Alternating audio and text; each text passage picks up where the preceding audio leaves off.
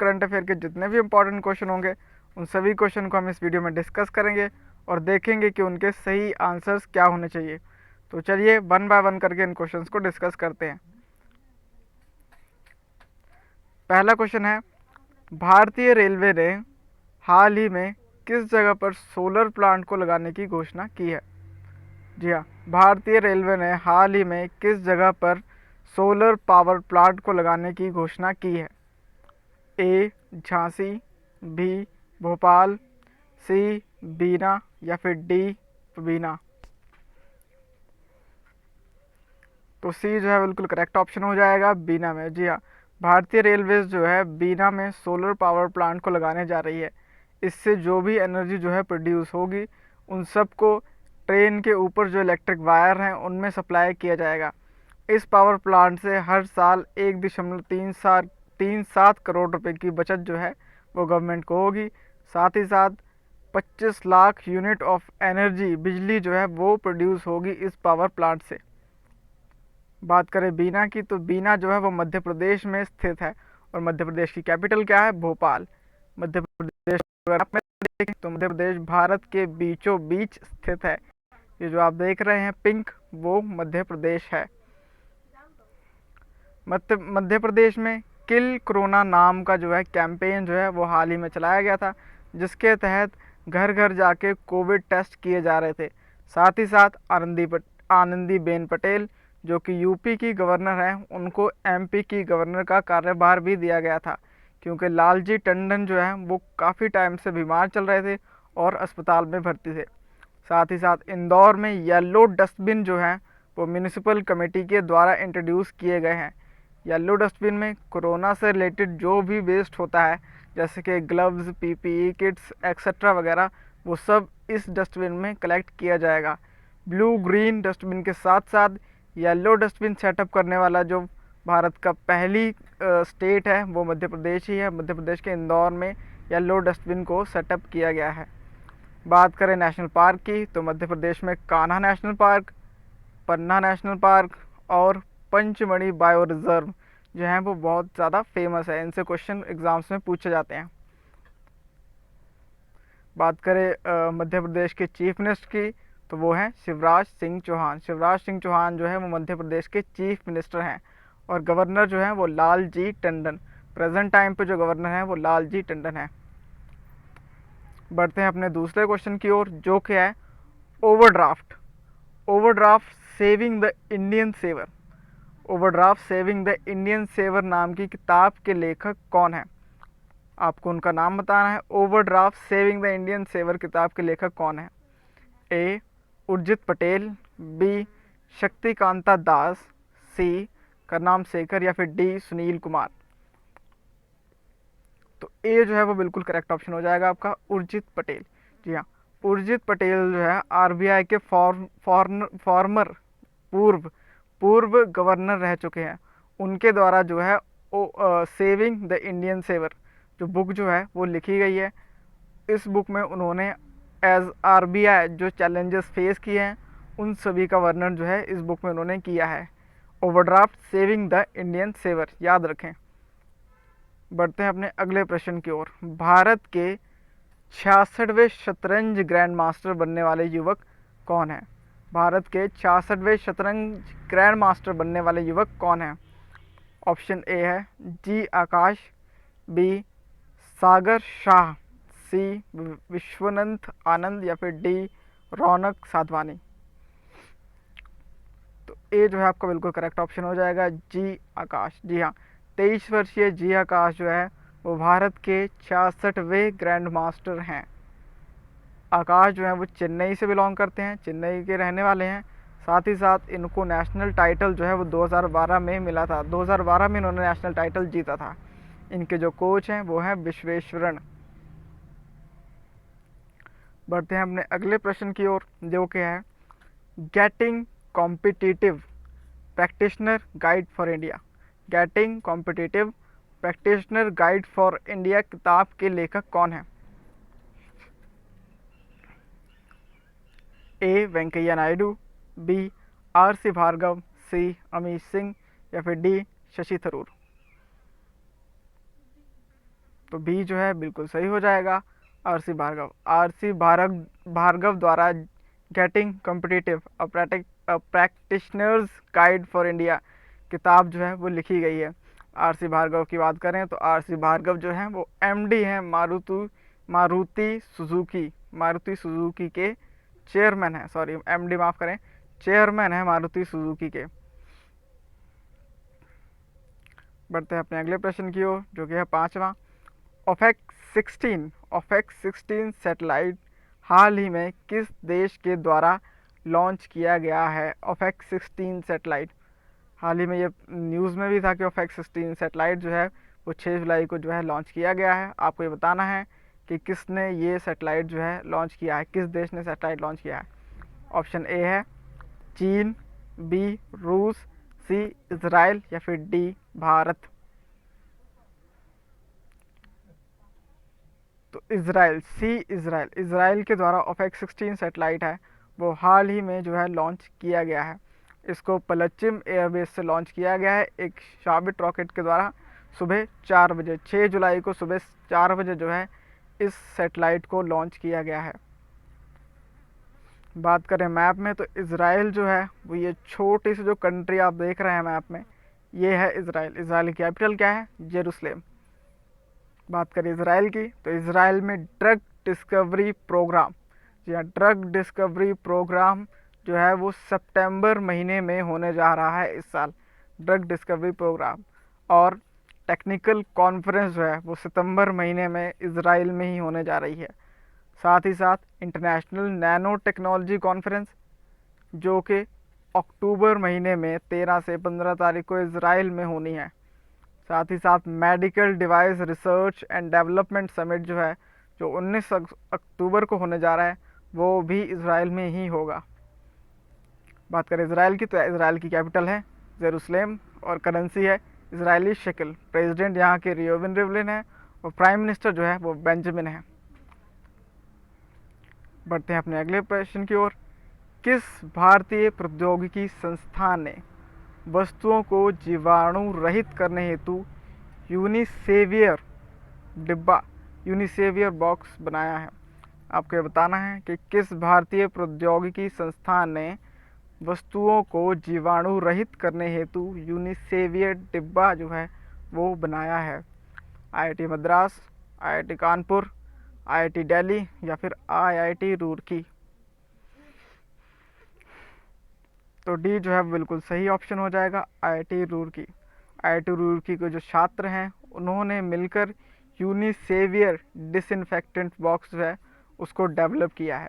इससे जो है कोविड-19 के जो स्प्रेड होने के जो चांसेस हैं वो कम होंगे, ताकि हम इस बॉक्स की हेल्प से जो है चीज़ों को डिसइंफेक्ट कर सके। बात करें आईआईटी रुड़की की तो आईआईटी रुड़की के जो डायरेक्टर हैं वो हैं प्रोफेसर अजीत चतुर्वेदी जी। और लोकेशन की बात करें आईआईटी रुड़की भारत में कहाँ पर है?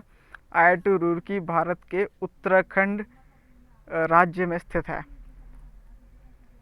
आईआईटी रुड़की की बात करें तो आईआईटी रुड़की के जो डायरेक्टर हैं वो अजित के चतुर्वेदी जी हैं और इस्टेब्लिश जो है वो 1847 में हुई थी। 1847 में आईआईटी रुड़की इस्टेब्लिश हुई थी 173 ईयर्स अगो। बढ़ते हैं अपने अगले प्रश्न की ओर, जो कि है वर्ल्ड जूनोसिस डे 2020 जो है वो कब मनाया गया? आपको ये बताना है कि वर्ल्ड जूनोसिस डे 2020 हाल ही में किस तारीख को मनाया गया है? ए 6 जुलाई, बी 7 जुलाई, सी 5 जुलाई या फिर डी 4 जुलाई। तो ए जो है बिल्कुल करेक्ट ऑप्शन हो जाएगा 6 जुलाई को। जी हाँ, 6 जुलाई को हाल ही में वर्ल्ड जूनोसिस डे जो है वो मनाया गया है। अब सवाल ये उठता है कि ये किस लिए मनाया जाता है?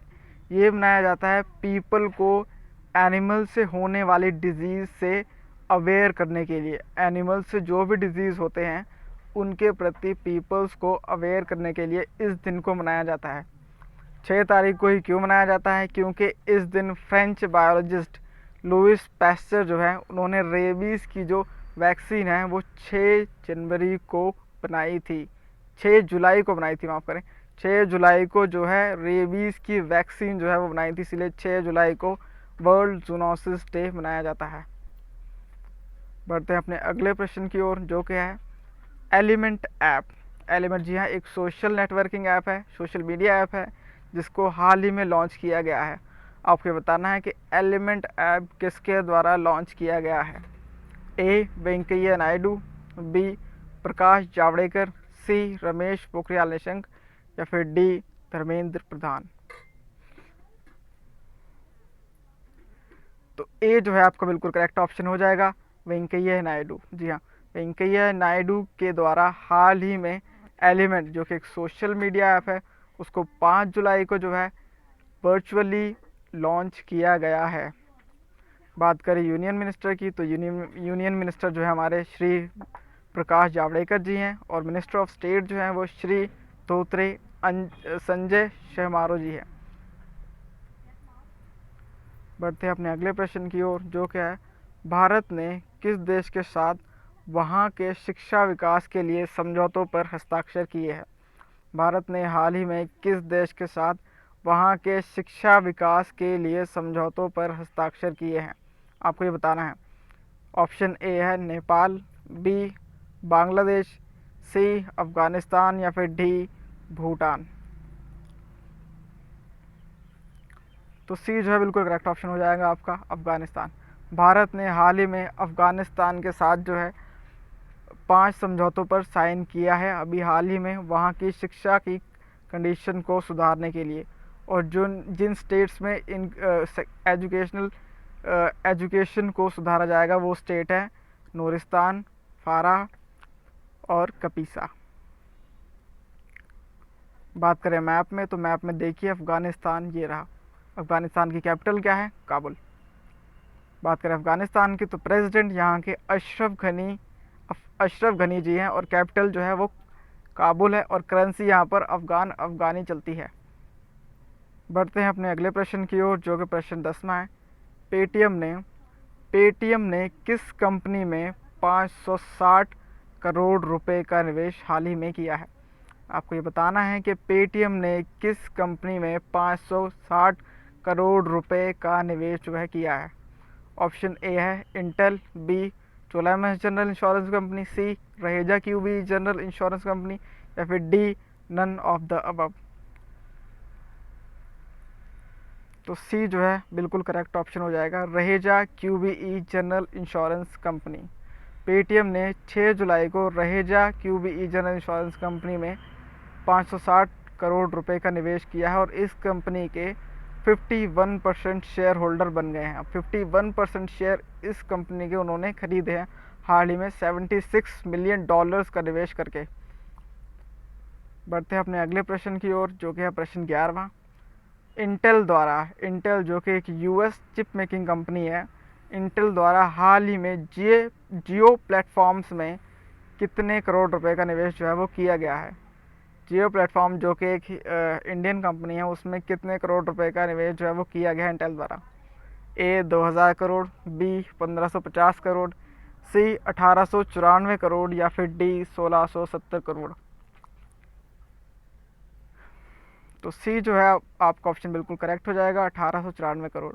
जी हाँ, इंटेल ने हाल ही में 0.39% स्टेक्स शेयर्स को खरीदने के लिए 1894 करोड़ रुपए का जो है निवेश जो है जियो प्लेटफॉर्म्स में किया है। इसके साथ साथ ये जो है 12वीं डील थी जियो प्लेटफॉर्म्स में। इसके साथ साथ 1,17,000 करोड़ रुपए जो है जियो में फॉरेन इन्वेस्टमेंट जो है अभी तक हो चुका है। बात करें जियो की, उससे पहले इंटेल की बात कर लेते हैं। इंटेल जो है 18 जुलाई 1968 को 1968 को जो है इस्टेब्लिश हुआ था। इसका हेडक्वार्टर कैलिफोर्निया यूएस में है। और बात करें जियो की, तो जियो के जो फाउंडर हैं वो मुकेश अंबानी जी हैं, और हेडक्वार्टर इसका मुंबई महाराष्ट्र में। जियो में बात करें शेयर होल्डर की, तो फेसबुक जो है वो टॉप पर है, जिसने 9.99% शेयर जो हैं वो जियो प्लेटफॉर्म्स के खरीदे हैं। उसके बाद KKR, public investment, Vista equity, silver, Mubadala, general Atlantic, Abu Dhabi, और लास्ट में इंटेल, जिसने हाल ही में निवेश किया है 1894 करोड़ रुपए का। प्रश्न 12वें की ओर बढ़ते हैं, जो कि है किस बैंक ने हाल ही में लोन इन सेकंड, किस बैंक ने लोन इन सेकंड सहूलियत जो है अपने ग्राहकों के लिए लॉन्च की है, आपको ये बताना है।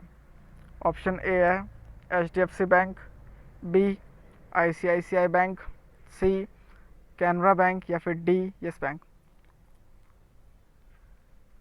तो डी जो है यस बैंक जो है आपका बिल्कुल करेक्ट ऑप्शन हो जाएगा। यस बैंक ने हाल ही में लोन इन सेकंड जो है फैसिलिटी जो है अपने कस्टमर को दी है। हाल ही में 6 जुलाई को जो है यस बैंक ने ये जो है स्कीम लॉन्च की है। यस बैंक की जो फाइनेंशियल कंडीशन है वो इस टाइम ठीक नहीं चल रही है, मार्केट में काफ़ी टफ कंपटीशन है, जिसकी वजह से यस बैंक जो है काफ़ी फाइनेंशियली एक तरीके से कह सकते हैं वीक है इस टाइम। बात करें यस बैंक की, तो यस बैंक जो है 2004 में इस्टेब्लिश हुआ था। इसके फाउंडर जो हैं वो राणा कपूर और अशोक कपूर जी हैं और हेडक्वार्टर इसका महाराष्ट्र मुंबई में है। 13वां प्रश्न है, SDG इंडेक्स 2020 में भारत कौन से स्थान पर है? सस्टेनेबल डेवलपमेंट गोल इंडेक्स 2020 में भारत कौन से स्थान पर है? आपको इसका आंसर मुझे कमेंट बॉक्स में लिखकर बताना है। साथ ही साथ इन्फॉर्म रिस्क इंडेक्स 2020 में भारत कौन से स्थान पर है? आपको इसका आंसर भी मुझे कमेंट बॉक्स में लिखकर बताना है। आज की इस वीडियो को यहीं पर समाप्त करते हैं। अगर वीडियो अच्छा लगा हो तो लाइक शेयर सब्सक्राइब ज़रूर करें और साथ ही साथ अपने सुझाव हमें कमेंट बॉक्स में टाइप करके बताएं। धन्यवाद। Thank you. आज की वीडियो को ख़त्म करते हैं। Thank you and have a nice day.